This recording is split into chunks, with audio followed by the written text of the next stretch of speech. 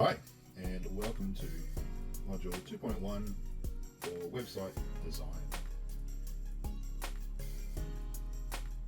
So for today, you can download the files from the college website. You'll need the instructions and the two zip files, which look like this. Okay, so we have the instructions. There's two zip files that you get from the website. I've downloaded them onto my computer. Put them into a folder for today's lesson, and I've extracted or uncompressed each of them here into folders. So remember, the finished one here is really just for our end of class, so that if you're kind of following along with the demonstration and you get stuck at all, or you've maybe made a mistake, you're not too sure what's happened, you can always kind of come to this file and have a look at the site at the end. But this one here with the start is the one that we're going to be using today. So again, just remember to extract it completely. So especially if you're on a PC, use the extract all button that's usually up here. I'm on a Mac, so you don't see it here. But usually you click on this on a PC and there's like an extract all, or you can right click and extract it. But I'm on a Mac, so it's just double click and the folder will be created here. So inside this folder, you can see we've got our index.html. We've got our design trends future. I'll start with the past here, past and future. And we've got a folder for all CSS. We've got a documents folder. So that's where we've got our information from last week. And we've got a PDF as well, which is kind of new. So in here, we just have one PDF file, and we'll look at that in a second. Okay, so remember, we can view all this in our VS Code. And over here on the left, we have the Visual Studio Code application open. And I've already opened the folder, so you can see a very similar pattern in those two places. So I'm in the Explorer window. Remember to open the folder. You can do drag and drop, but I really strongly suggest making sure to get the right folder. Go File, Open Folder, and then use your Finder or Explorer system to open the right folder. And once you do that, you'll see the files here.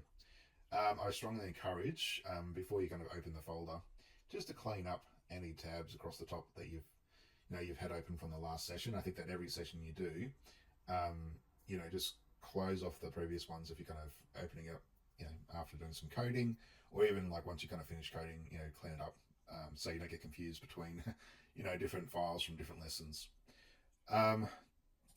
Also, just back into code. There is the autosave as well. So we did do the settings, but just make sure that autosave is on. That means that when you kind of close any tabs up there, they should be automatically saved, essentially. Okay, so let's go back to the instructions. And what we might do is actually just go to our browser and bring this up. Okay, so you might remember this from last week.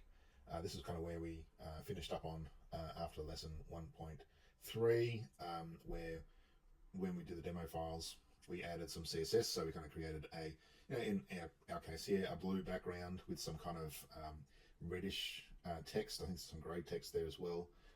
You might have something slightly different, and that's okay. But we're going to be starting with the files downloaded from the college website today, just to make sure that we're all on the same page and starting on the same place. But you can make your own kind of design changes here and then if you want to.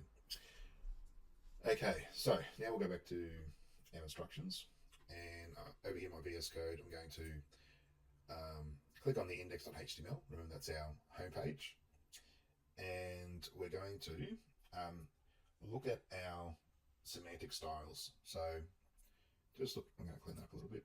I'm going to look at things like header. So we've got a header element there. We've got a navigation here. We've got a main. We've got a section. And inside the section, we've got articles. Opening, closing tag for article. Same again here, and so forth. And then we get towards the bottom, closing section, closing main, and a side, opening, closing, and our footer, opening, closing tags. And then we've got this closing div, and the body, and the HTML. Okay, so that's looking pretty good. They're all our semantic elements. Now we're going to style them, including this container as well, which is not technically semantic, I guess, but it's going to help us put some spacing either side of our text, because at the moment, having our text go all the way from edge to edge is terrible for reading. So we want it good. Legibility, readability is the fundamentals of good website design. So Our container is going to help with that. So we need to go back to our Explore window, CSS, bring up the style sheet. By the way, I want to have like the index.html open so I can double click and it kind of locks it in place. CSS, style sheet, double click, and it locks it in place.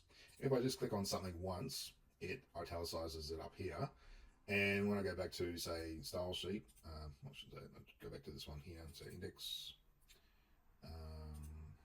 well, it's actually sticking around, but I think if I just have the one up there and it's italicized, and then I go to index, it kind of gets rid of the other one. So just keep that in mind. If you can't find them disappearing and you don't want that, just simply double click on them and it'll kind of lock them up there.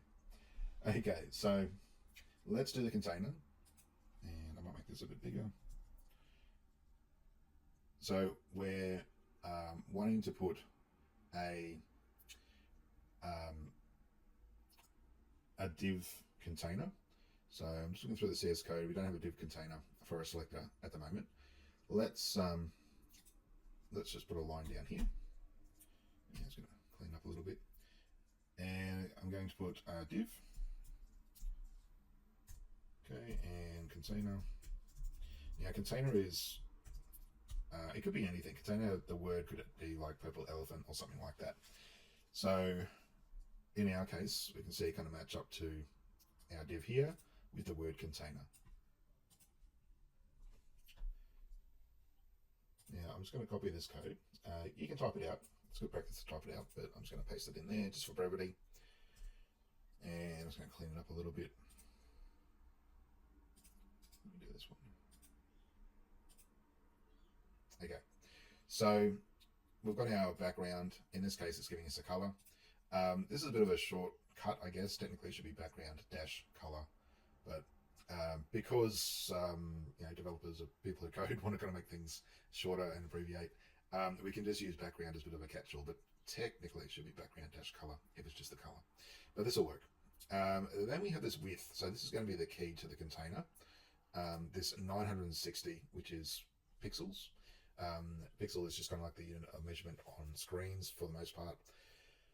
Maybe a laptop screen might be something like, I mean, you get all different sizes, but I don't know, it might be something like around 1500 pixels wide, I guess, to give some kind of context. Maybe a really new screen might be like about 2000, 3000 pixels wide, I guess. Keep in mind, there's this whole idea of high density pixels, but for the sake of our websites, just take it on that face value. So 960, keep that in mind. We have a height auto and an overflow auto and a margin auto there. So what does that mean? Let's have a look.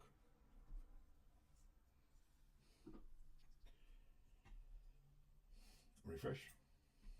So we have this great pink color happening here now. We have, very hard to see, so it's not great unless we hover over, but we can fix that later.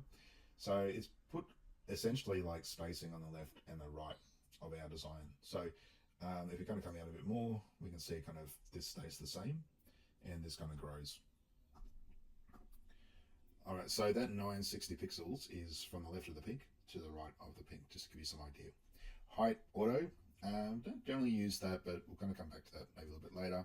Overflow is useful when you kind of thinking about whether text should kind of like flow outside a box if there's too much text, or whether it should be hidden behind other things, and I'll get into this a little bit later. And also maybe a scroll too if the window is shorter. But this margin auto, zero auto I should say, margin zero auto is particularly important. If I get rid of it, and I'm just going to comment it out with my command /. If I come over here and refresh, see how it kind of puts things to the left. Just by default, everything kind of like is magnetized. I think of a big magnet to the left hand side. But if I come down here and then do that, so what it's doing is it's just saying, hey, there's a margin on the left, on the right, and that auto is just kind of like going, hey, whatever the distance is there, do the same for this side here. The zero actually refers to the top and the bottom. I know there's some little bit of stuff there at the moment that's just kind of built into the browser. We'll talk about that a little bit later. But anyway, so that's our div container. It creates this kind of one big column here.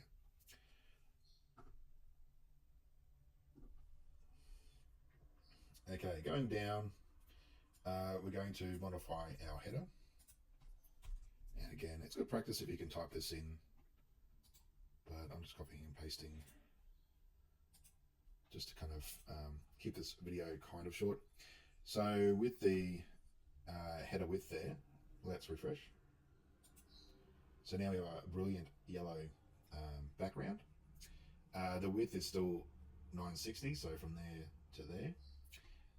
And then we have a border radius of 20, 20, 20, 20, 20, and so forth. So 1, 2, 3, 4. And that's saying that kind of the roundness should be about 20 pixels, whatever that is. I can change that. I can kind of modify it. And, you can see the top left one there kind of rounds further. Now, something important to consider is with this format, border radius, or border dash radius, colon, technically, when we get to the first number here, or value, that is for our top left. This next value here represents the top right. So kind of like going, I guess, like a clock from the top left. So the next one around is your bottom right, so over here. And then we have 20 pixels, which is the bottom left down here. Okay. So let's just play with one more. Let's do something really ridiculous. So you can see it gets quite, weird shapes there, I guess, if we kind of do it a bit oddly. Just another thing, again, like I said, because developers like to, make things a bit shorter if they can. Let's just say we want to do just 40 pixels for every corner. We can get rid of the other values and refresh, and now they are all the same. Okay, so both ways of doing it are valid. I think we had 20 there to start with. Let's just do that. So, yeah. Okay, so navigation. So our site has a menu.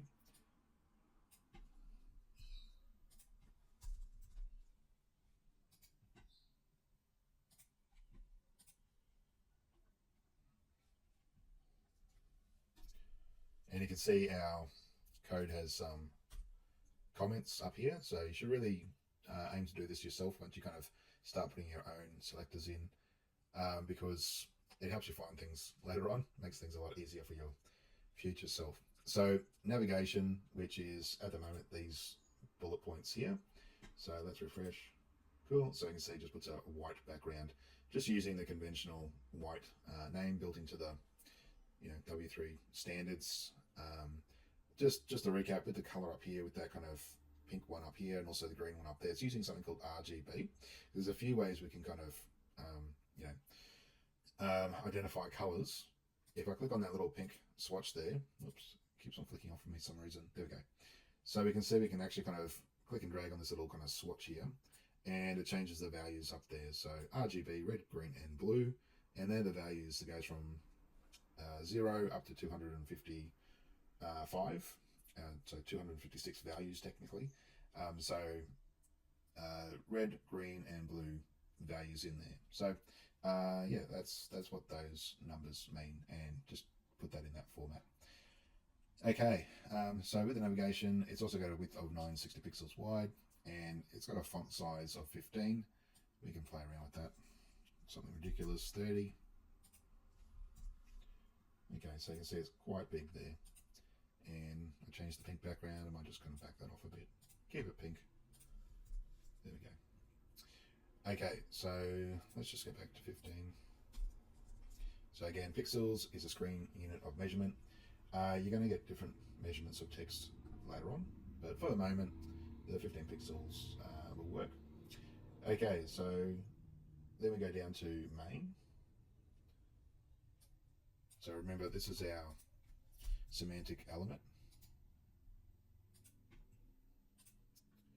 Try and bring that up.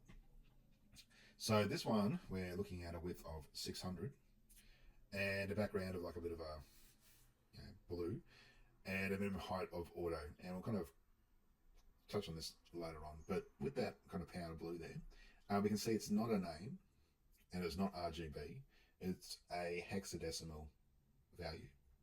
Again, we can click on that. There we go. keeps on clicking off for some reason. And we can see there's like a hash and then 6 kind of characters after that. So we can click and drag, and you can see those kind of 6 characters change around a little bit. So you can use anything. If you use the names, you're kind of limited to like just that catalog of names that's kind of built into it. I think there's hundreds of them. It's quite extensive, but you're probably going to be using colors like hexadecimal or RGB because you can get like the very finer different shades. If you want to change between them, you can click up here in VS Code. Don't worry about that one for the moment. Don't worry about that one. Don't worry about that one. Don't worry about that one. Don't worry about that one. So you can see there's quite a few different ways of putting the values in. But just for our course here, just focus on RGB, as I mentioned, and hexadecimal. Or you can use the word value as well. Okay, let's see what that looks like. Cool. We can see here it doesn't go all the way across, and our text is even kind of ending here and then getting wrapped around as well. So that's what the 600 pixels up here is doing. Okay.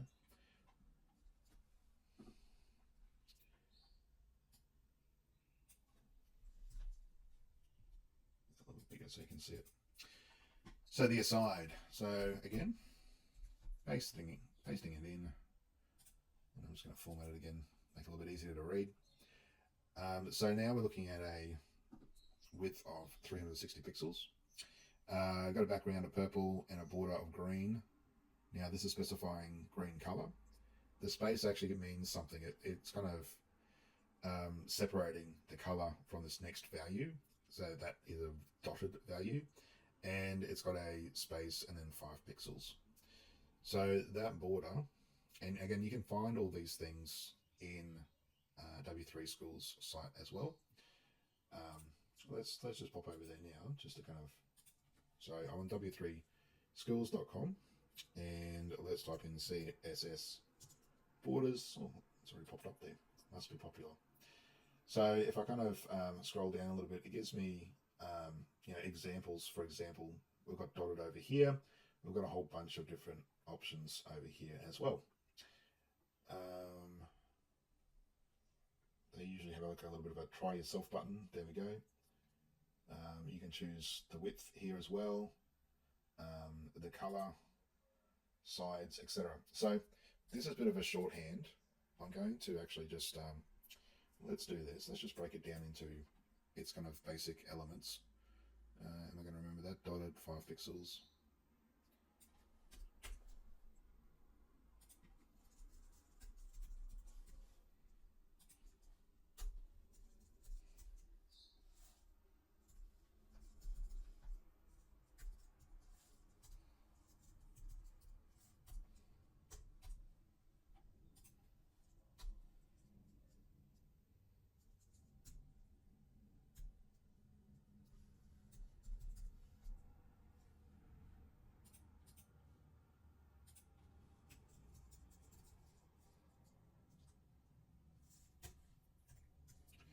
Okay, so I just wrote the same thing again, but I just broke it down because, like I said, a lot of this stuff can be kind of a shorthanded to make things easier for the coder, but also less characters mean faster website overall.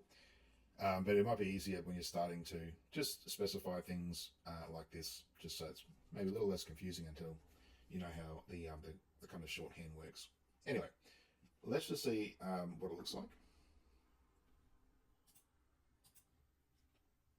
Okay, so I scroll down on the page, and now we have this fantastic, there's some text kind of hidden there a little bit. We have some purple background, green dotted border of about 5 pixels in width. And if we add to this, now I'm just putting this in here so that the text is a little bit easier to see. That would be our heading 4. So we'd have to put a heading for it. We'll get to that later. But anyway, the point is that we have this box here, which is an aside. And what we're going to do in a future activity is we're going to have it up here. But for the moment, it's just following our index.html, where we have all our text, and towards the bottom is our aside. So that's all that is. But yeah, we can change let's change the style.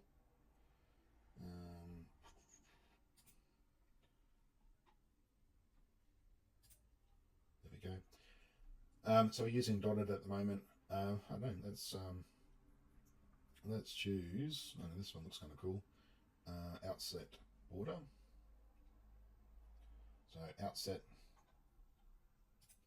is the value.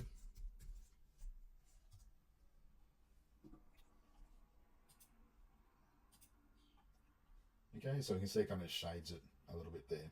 Kind of interesting. Okay, last one. We've got our footer. So again, that's a semantic element as well. Just a note with our semantic elements, they don't require a dot in front of it. They'll make sense a little bit later on when we work more with classes. But when they're kind of built into the system and they're semantic elements, they don't have a dot or a hash in front of them. It's just the word. So now I've got this width and a height and a background color of orange, text align center, and our good old friend border radius there. So looking down the bottom, we're going to change that there. So then we have our green. We have our orange background. We have our text in there that's centered, and the width is going from the left to the right there, which is following that same 960 pixels wide. And there's a radius there. It's very hard to see with those two colors, but there's a very small radius there. Okay, so let's work on floating. So floating is a concept which is going to help us have our main content and then our aside, which can also be referred to as a sidebar, on the right hand side as well.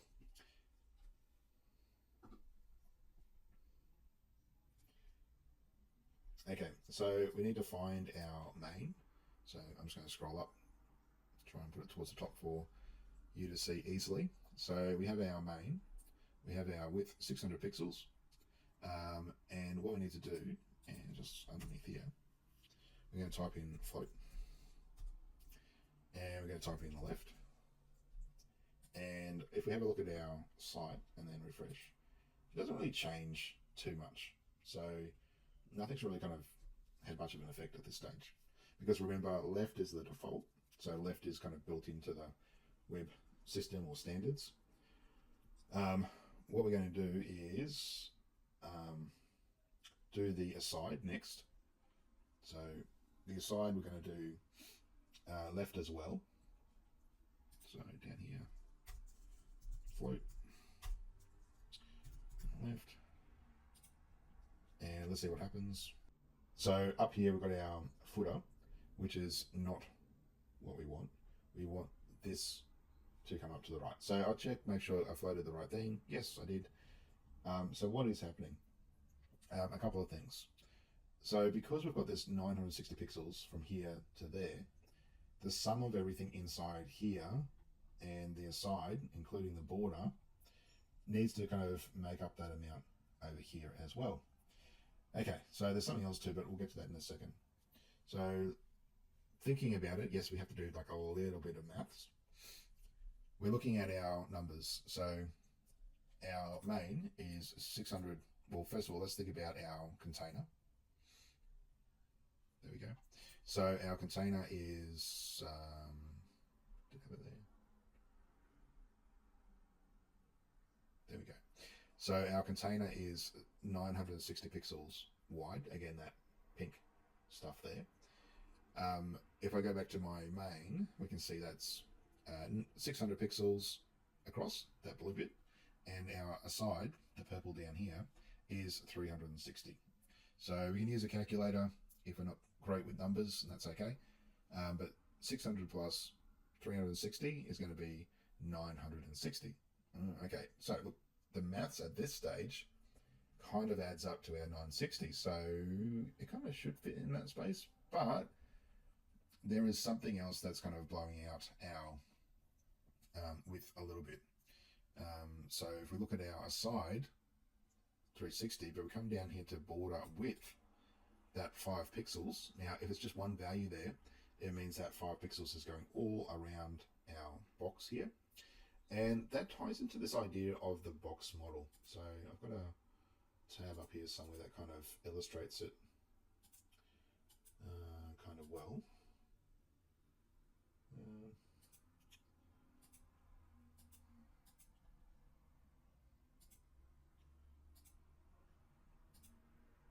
There we go.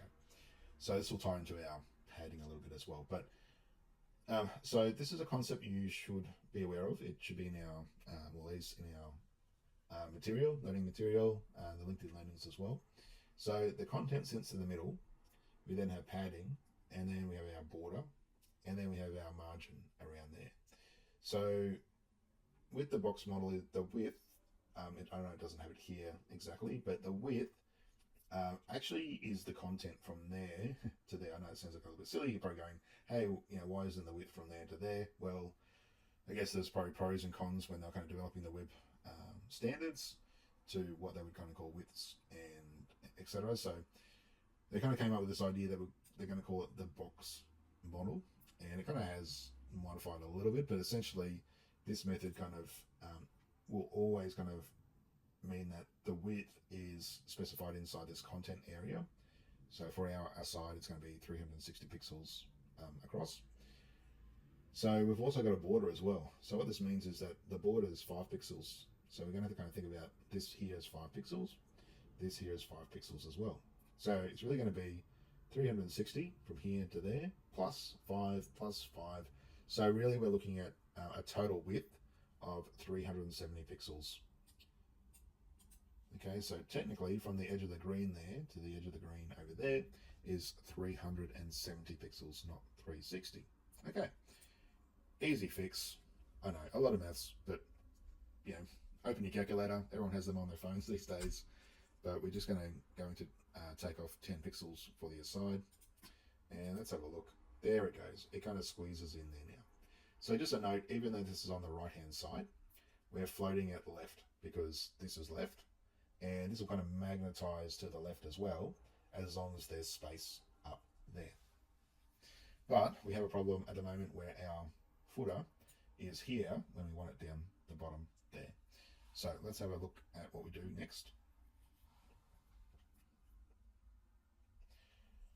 Okay, so footer, we put in something called a clear, and we're going to choose both.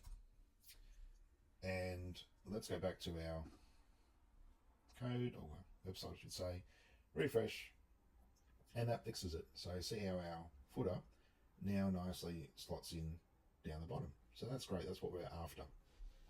Now, what do we do?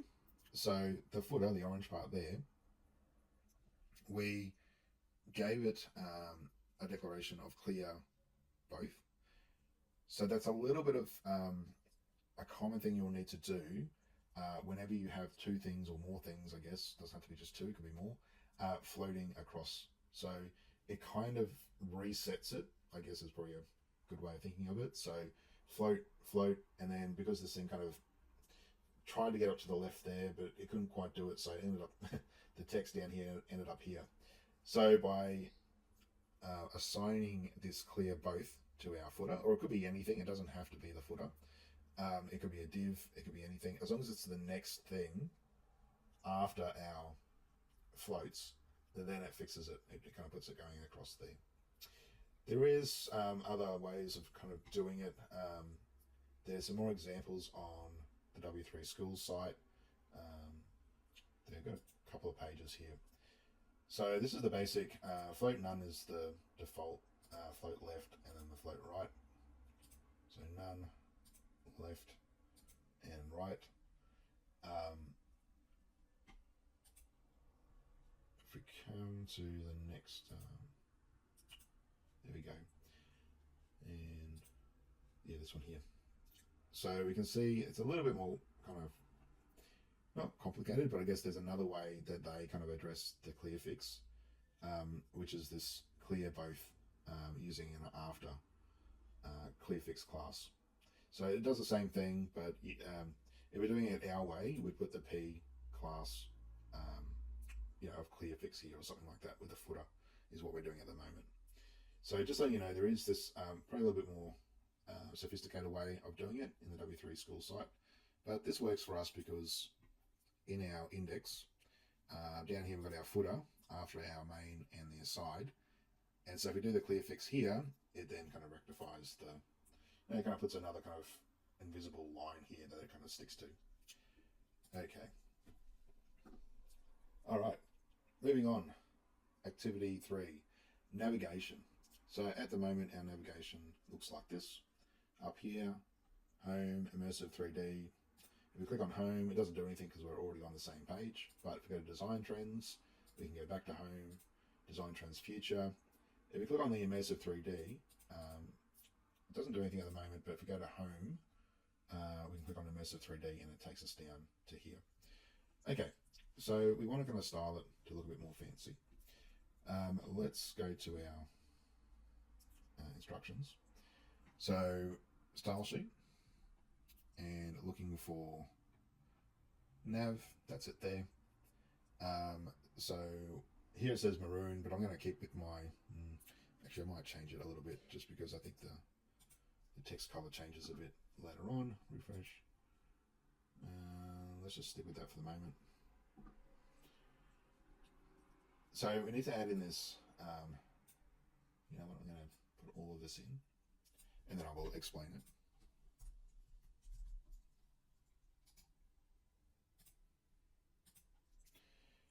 Okay, so we've got this nav UL, nav UL LI, nav UL LI and A. We also have this nav UL LI A hover, which is a pseudo class. So what does all that mean? So it looks like a lot of repetition here, but it's not quite. It's really just thinking about like a path to target a certain element or class.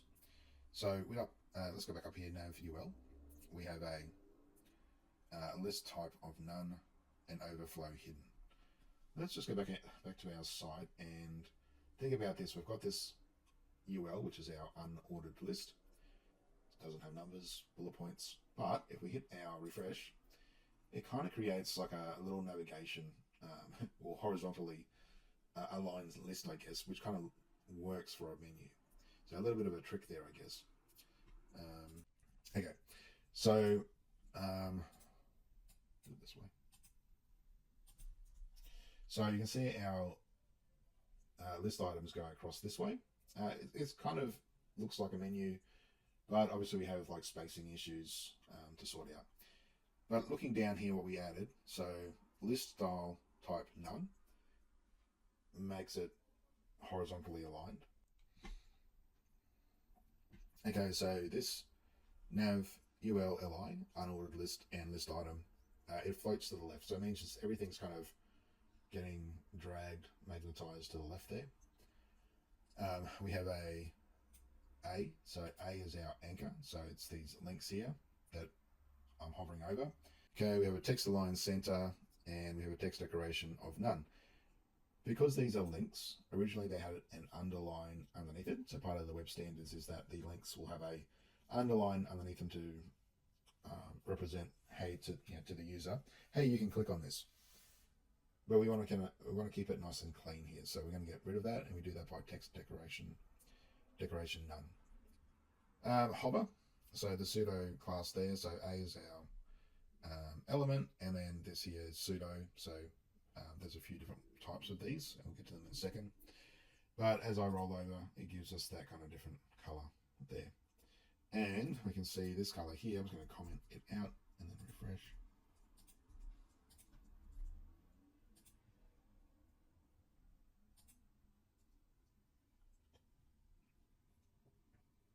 So once we've got to there,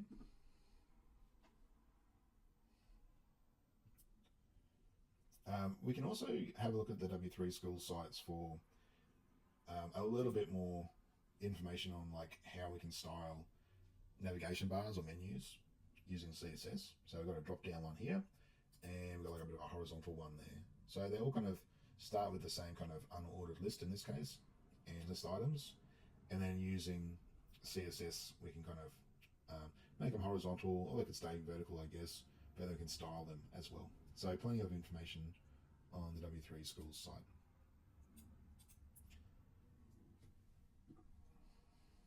Okay, so at the moment our text runs into each other. It's terrible. We don't want that. So we're going to make some changes to our header. So remember our header index come down to here. So line 32 for me, actually just below that, line 34, we have header, and it sits on top of our nav, and our nav sits on top of our main. Oops, did I miss something?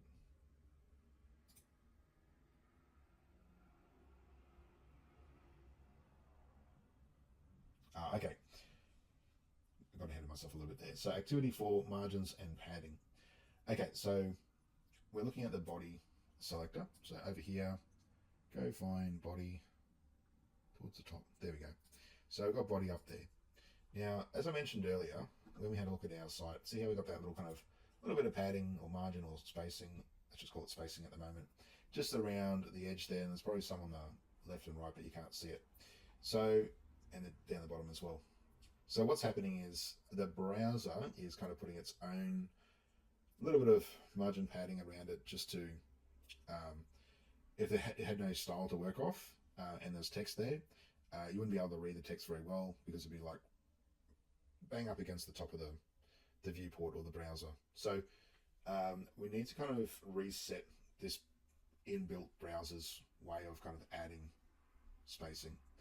So we do that by coming down here to margins and padding. We'll just copy this part here.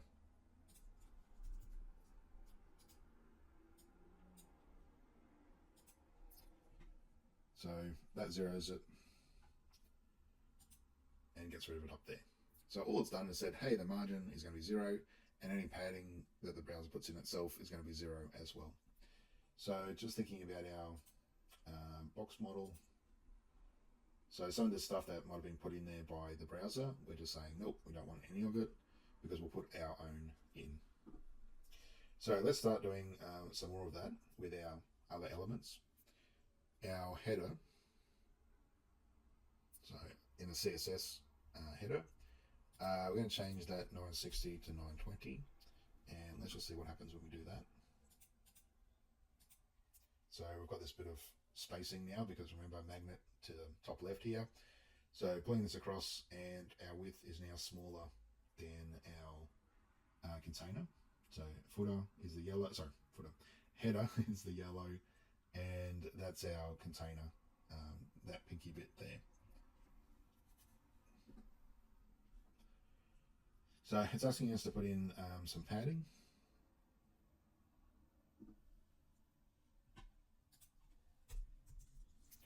So we'll start typing padding, and it kind of comes up, and we're going to put 20 pixels.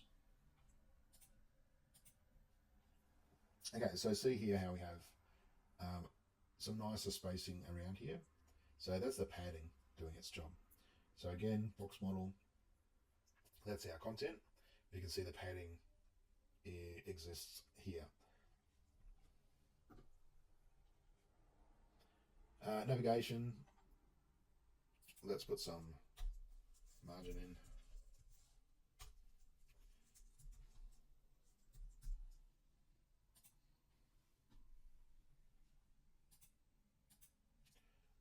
Okay, so you can see it kind of pushes it out from here, and because of that overflow hidden down here, it technically is a little white kind of part of this here existing there, but it's been hidden outside of this container element there, or the div. So kind of is there, but kind of not. That's what the overflow hidden does. Anyway, let's just go back to our instructions, and let's modify the, oops, I did that wrong place there. Let's do that again. Navigation, nav. I'm going to undo what I just did. So come down to nav ULLIA and paste. Let's fix up the spacing there. Okay, that's better. So with our margin, again, it's putting some space around each of these anchor tags or anchors. So nav ULLIA for anchor, and that's where it's applying the 20 pixels. Okay, so that time we used margin.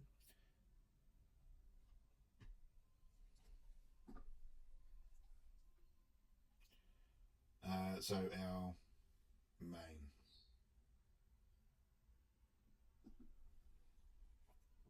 Okay. In our main, which is this blue bit here, our text goes right up against the edge there, which is bad. We don't want text to go right up against the edge of anything. Poor readability and legibility.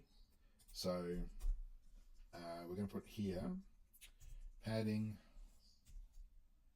and if I can remember what it was.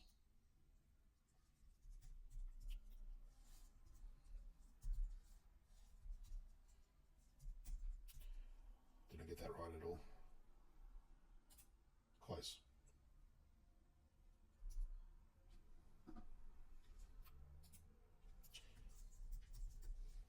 Okay, let's fix that up. So refreshing, we can see a few things have happened. We've got some more spacing for our text there, which is nice. So that's a lot easier to read. I mean, I know the color of the text is horrible. Need to fix that up.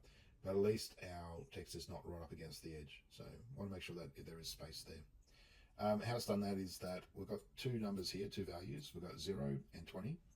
So 0 is top and bottom. So again, important to note with the shorthand, 0 is top and bottom, 20 is left and right. Our margin is right and 20 pixels. So it's, you can't see it here. I might just do this because it makes it a bit easier to identify. So I'm just using my inspect tool. So if I roll over it, you can see now where it's kind of gone purplish a little bit. That's our padding.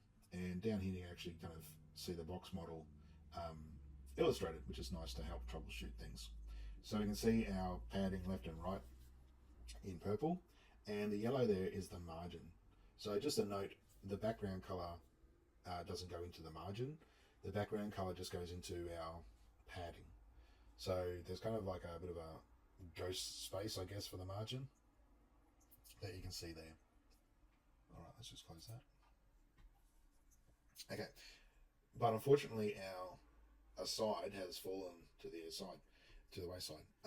So we need to compensate a little bit with our width there. So what we do is we change it to 540. So there's going to be 60 pixels. And the reason for that is that it's going to be, well, let's just change it.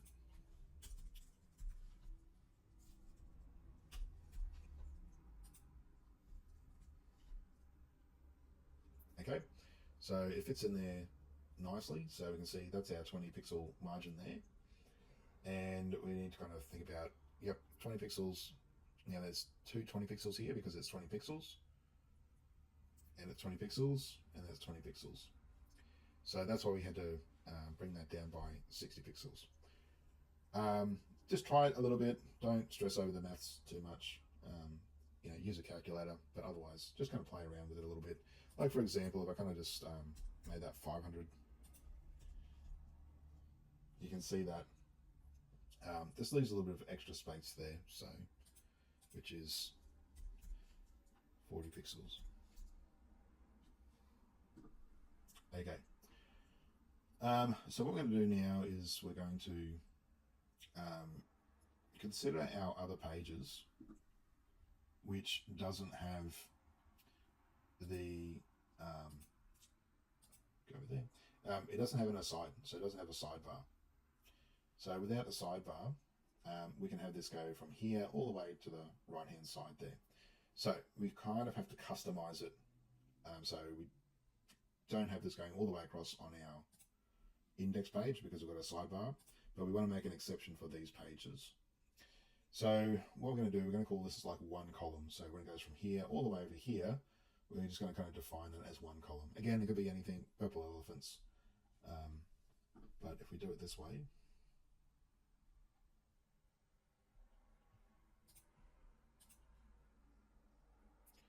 so we're thinking about our main, but we want to actually go to our, we'll start with the design trends past. And looking at the main down here, we're going to put a class in. And we're going to call this one column. So this is totally our own made up name, one column, and it's not going to have any effect at the moment. So again, I'm in Design Trends Past. Nothing's happening at the moment because we need to, along with our main class one column here, we need to kind of add the actual kind of style in our CSS. So let's just go underneath the footer and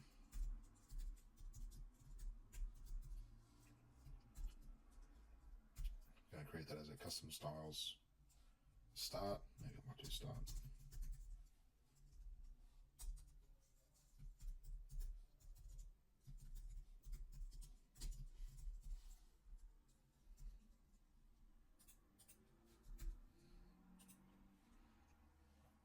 Okay, so with our custom styles, we've got our one column. This is the CSS we're going to use.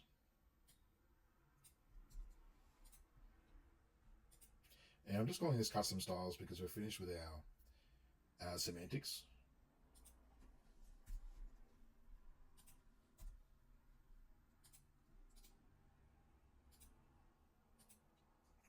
Okay. So what it's doing here is it's defining one column as 920 pixels wide. It's got the same color, we're just kind of using the same color again.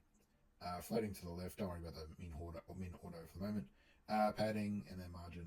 So padding has 20 pixels and margin is 0. So what does that look like? Okay, so cool. So it goes all the way across.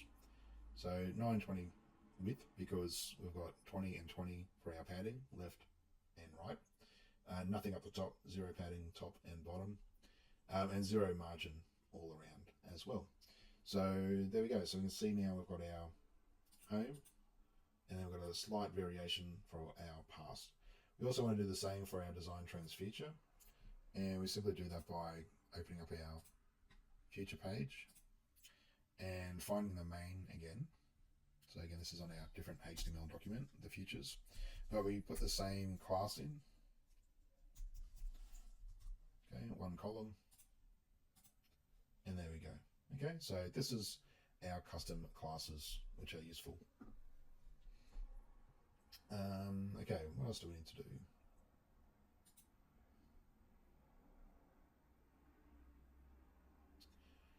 Add some spacing for our aside.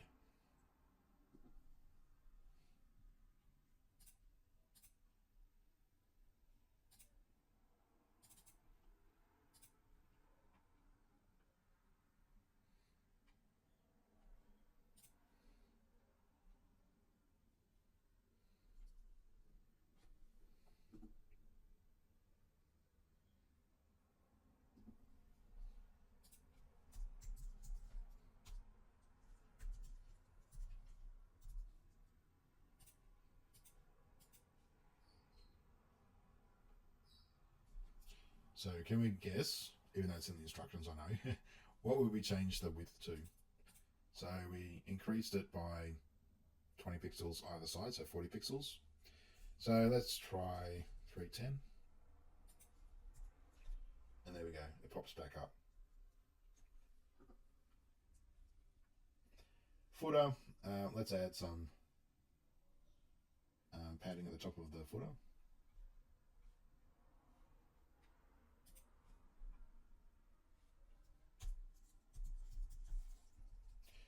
And you can see here we've got a padding dash top. So we can do padding. I can write this a couple of ways just to kind of exemplify. Let's do padding 20 pixels. And we can see the spacing's been added. I could also technically do it this way as well. So like our border radius, so you can see it hasn't changed because I've done exactly the same thing, but written slightly differently. So I'm just using padding without the top, and I can put in here 20 pixels, which represents the top. And then again, thinking about like a compass, I guess. North, east, south, west, top, right, bottom, left, top, right, bottom, left. So because we don't have the text going all the way to the edges, it's not going to really make a difference, but I'm just specifying that there's not going to be any padding to the left and to the right. Inspect, just to kind of illustrate it maybe. So you can see there, that kind of reddish tone up there signifies that that's the 20 pixels padding, and I don't have any on the left or the right. In the instructions, it just talks about the whole margin padding things a little more as well. And it's always good to go to the W3 Schools as well. Gives you more information about that. On to Activity 5. So, using CSS generators to add animations and gradients. So, one of the great things about the web is that people can make little tools to kind of help us create effects and maybe like little animations in CSS. So we're going to use this tool over here, and there are plenty of other ones like it as well. So keyframe animation CSS generator. So this site is called webcode.tools, and like I said, there is plenty of others out there. This is just the one we're going to use just to kind of introduce ourselves to how we can take a code snippet from a tool and use it on our site. So on this one, we're going to apply a bit of an effect to the H1. So the H1 being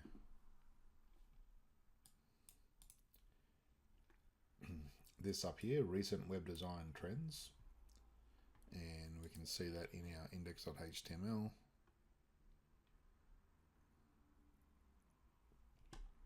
So another one there, this one here, recent web design trends, H1.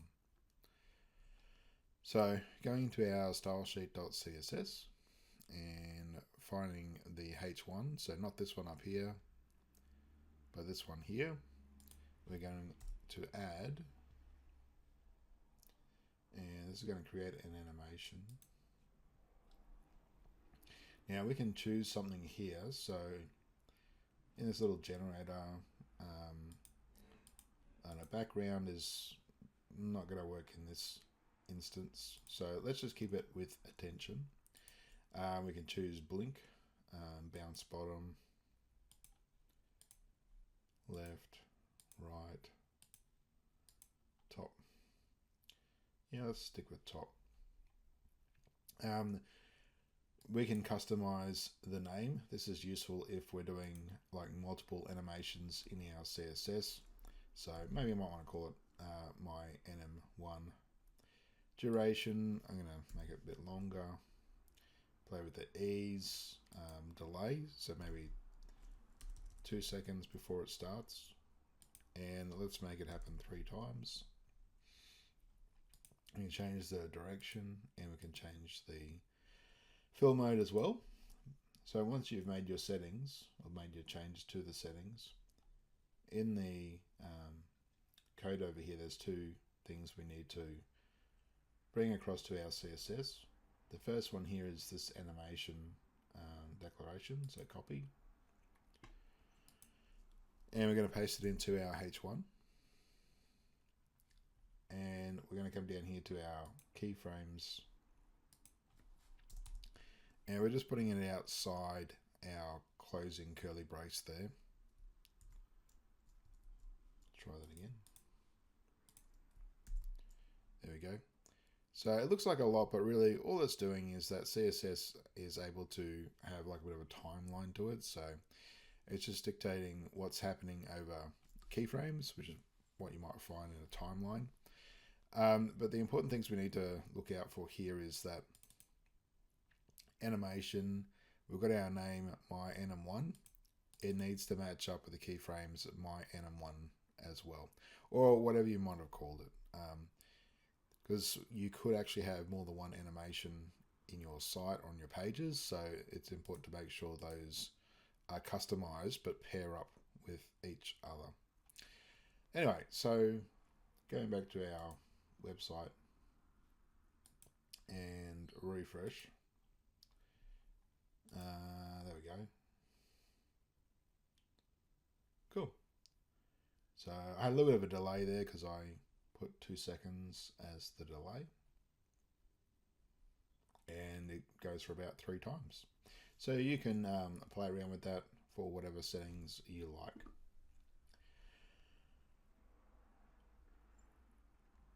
Gradient. So we've got a pretty standard color in the background at the moment, that kind of aqua color there. So we can copy this and create like a bit of a gradient color. Let's do that. It asks us to put it into the body, so you want to kind of put it somewhere where you have a background color,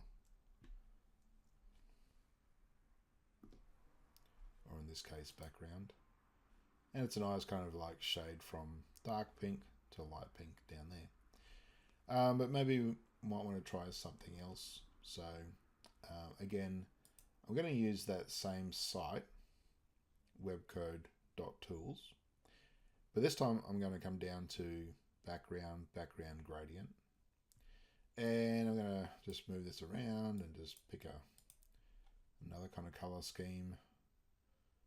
Let's do more of a purpley. You can do actually multiple colors in the gradient. I'll do this yellow. Okay, a little bit gaudy. I haven't really kind of selected really kind of subtle colors here, I guess. But let's see how that goes. So we're going to copy. I can change the angle too. Maybe we do this. Oops. Let's go the other way.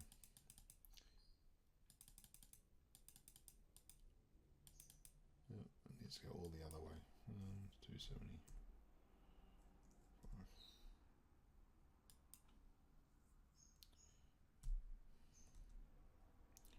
Let's go with that. Copy. And we'll go back here and back over to our, so we're in the CSS. Just going to apply it to the body and refresh. There we go. So a very easy way to grab your own gradient without having to try and figure out these individually. I mean, you're welcome to, but that little tool there is so much easier to use. All right. Okay. Activity 6. So in this activity, I'm going to introduce you to a website which is getbootstrap.com, but in front it's icons. So icons.getbootstrap.com, and it'll take you to this site here, which is actually going to be part of another thing you're going to be introduced to later in this module.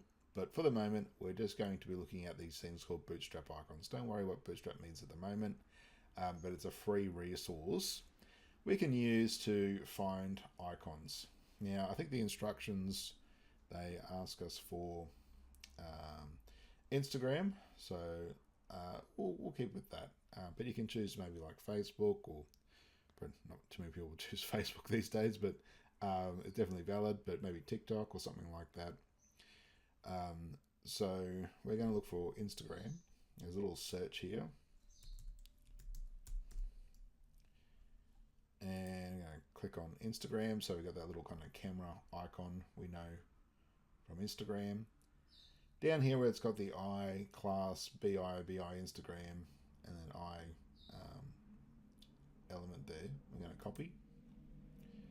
And we need to go back to our index.html. And our instructions are asking us to put it in the, I think towards the footer by memory.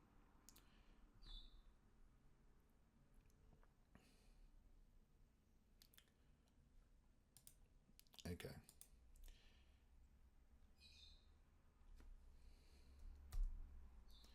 So I'm going to type this manually. Why not? P for paragraph. And then I'm going to do A for anchor. The href kind of comes up.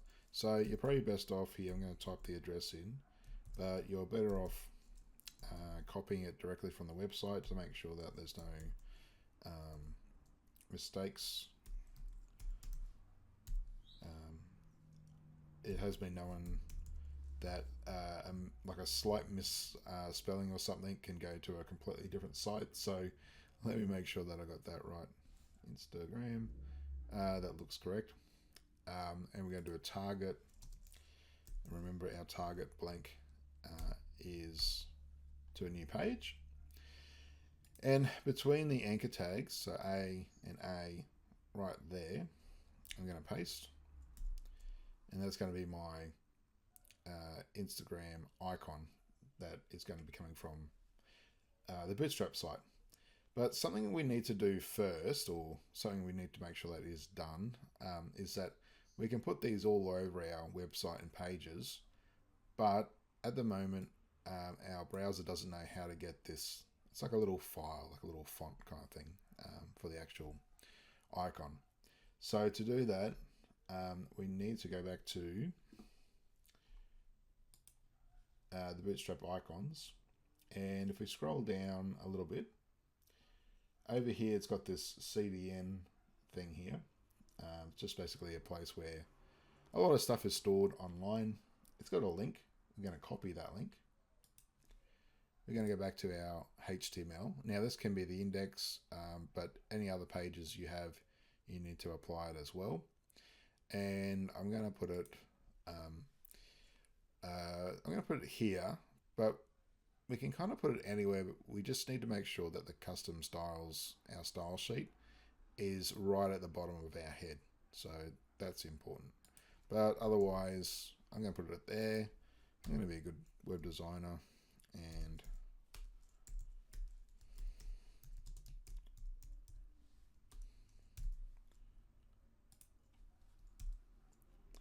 I'm going to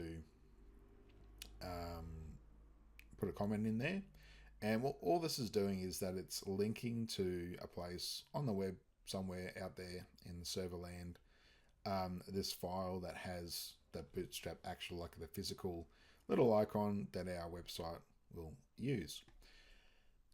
We should also, I'm going to copy that, go to all of our other pages, not the CSS, but our HTML pages, and paste that in there as well. So coming back to our page, scrolling to the bottom, so looking down towards the bottom there, I'm going to refresh, and we get like a little icon. So might make it a bit easier to see. Cool, it's small, but it's clickable, and when we click on it, it should take us to the home page of Instagram. Always check it, that works, so that's good. And that opened up into a new browser, which is perfect. Okay, so moving on. Activity 7, downloading a PDF. So one of the things we want to do is for our upcoming project is to have a resume site, kind of portfolio site. We want to be able to have our user download our PDF document. So to do that, we're going to add it to the menu. So I'm going to start with my index.html first. I'm going to scroll down to the nav, and I'm going to, even though it's in the instructions, I'm going to write this out because it's good practice. Type in li and then hit enter, and then in here I'm going to do anchor tag, and in here I'm going to write, now before I type it in I'm going to show you. So I'm going to my Explorer, and the person who created this template has already kindly created a PDF folder and put in a kind of a temporary PDF in here. So this one's going to be called recent web design trends.pdf. Notice how there is no spaces. Everything is kept lowercase. You could, if you wanted to kind of distinguish between the words, you can put a hyphen, like a little minus sign, or you can put an underscore, but just stay away from spaces, uppercase, and don't use special characters like, you know, repeating full stops or ampersands and things like that. So if I put my cursor back here in the href, and then I start typing PDF, like the folder, you can see this little folder pops up with a forward slash. So the forward slash just denotes a directory, and you can see, or a folder, and you can see recent web design trends comes up again. Perfect. And we just need to add, because this, even though it's going to be on our site, we're going to add in a target of blank, just because it's just good practice with like a document opening, and you'll see what I mean in a second, that it kind of opens up into a new tab or window. We're going to give it a name for our menu, or menu item.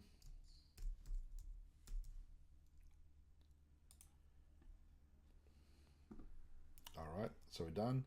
So we're looking over here, refresh. We've got our design trends button here.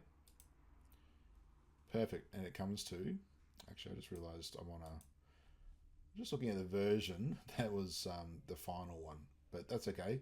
Let's come back here. You can see design trends, not there yet. Refresh, there it is. And then we see the PDF document here. And you can like download it through the browser like any other PDF. Really useful for when you want the user to see a PDF on your site. Excellent. So after that, we're on to activity 8.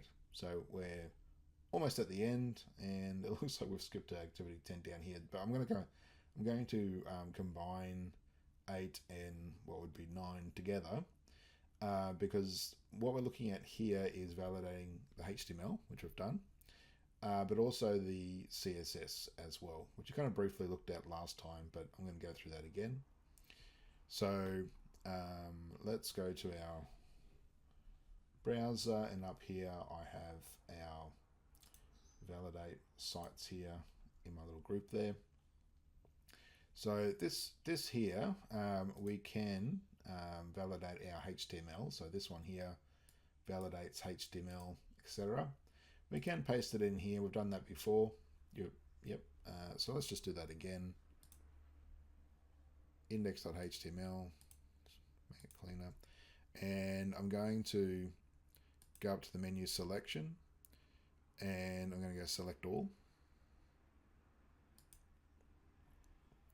And then I'm going to go to edit and then copy. Then we're going to paste it over here. Command V or Control V. Check. Green. Fantastic. No errors. Now that's our HTML. We should do the same for our other pages as well. So just remember to do the past and the future. But I'm just going to cut to the CSS now, which is a different site. They look very similar. Keep that in mind. But this one will say CSS validation service up there. Then click on buy direct input, and same kind of thing. Selection, select all, copy, and paste. Check. No errors found. That's great. Just remember, with our CSS, it is a bit more picky than the HTML.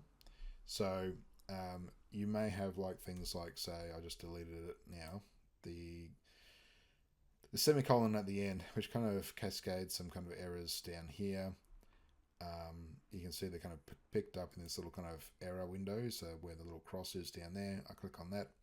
It just tells me, and it kind of looks like there's 4 errors, but in this case, the only thing I'm kind of missing is that semicolon there. So CSS is really picky. HTML is a little bit more kind of friendly in that you can kind of make a mistake and the browser will kind of largely interpret it mostly okay, but you should clean up any errors that you do have or see, whether that impacts the people looking at it in the browser or not. But the CSS is very, very picky.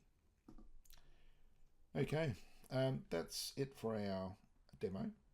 So the homework is to keep going, maybe try and see if you can change the size of that icon. That'd be a nice little challenge. with the Instagram in there. You can treat it like a font is my bit of a hint there. Okay, thank you very much.